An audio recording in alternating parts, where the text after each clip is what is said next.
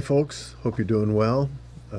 Well, man, the year is moving along. You see, this is week, I believe it's 48. That means we don't have too many more before the year's over. Well, maybe 47. But either way, we're almost at the end of this year.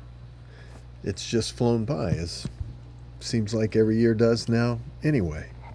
And seeing as how we just had our election, and for all intents and purposes, it went well for those who were looking forward to change.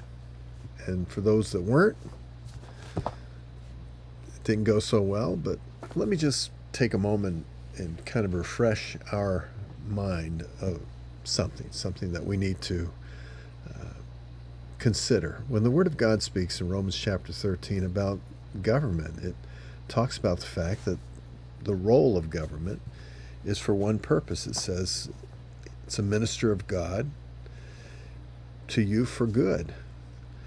But if you do what is evil, be afraid, for it doesn't bear the sword for nothing.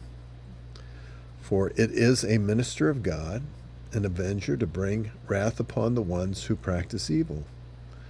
Wherefore it's necessary, Paul says, to be in subjection, in verse 5, not only because of wrath, but for your conscience sake. So for us as believers, our goal is to live our life out and be a testimony to Jesus Christ, to treat others as we would want to be treated, and to love those who are not just necessarily of our belief system, but as Christ loved the world and laid down his life, so we do also. But I just want you to take a moment and think about how can you measure a government? And perhaps this is something that we can look at for our own locality, this state, actually the whole of our nation's governmental structure to some degree. You pretty much can tell from a biblical viewpoint the authenticity of any system of government by the harm that it does to those it was created to protect. So if we're in a system of government and it's not properly protecting its citizens, that's what it was created for. This is, we just read those verses. That's the point of government. It's created to protect its citizens. And if it's not doing that, if it has some higher, from its viewpoint, some higher agenda, and its citizenry is suffering as a result of that agenda, then it's not doing its job. And this is where, as believers, I think we have the right to pray that God will raise up. Doesn't have to be people that acknowledge him, but people that have a decent conscience towards their responsibility for those that are part of their citizenry. I pray that our mayor and the elected officials in the city of Tacoma will have concern for those people that are struggling with higher insurance rates because of vandalism and car theft.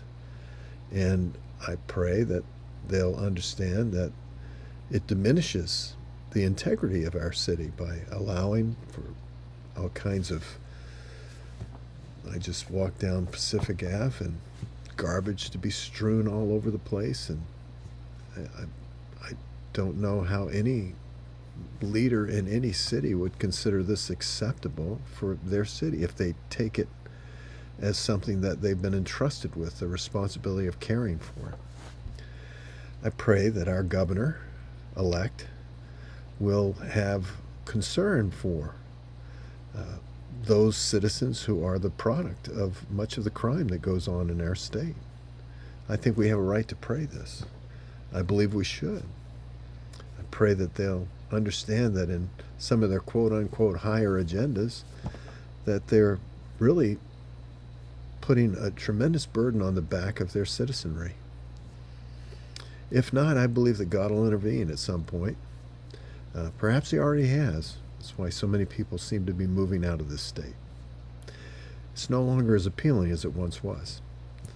Perhaps it's due to the fact that the government that God has placed over this locality, this state, the various aspects of it, is not taking its responsibility properly and caring for the citizenry that God entrusted to it, not just for its own agenda or some quote-unquote higher purpose, something that puts them at or makes them feel like they are of greater value or have a greater understanding than anyone else, but actually caring for its citizenry. I think that's what this last election was all about in many ways. Till next time, friends, God bless you.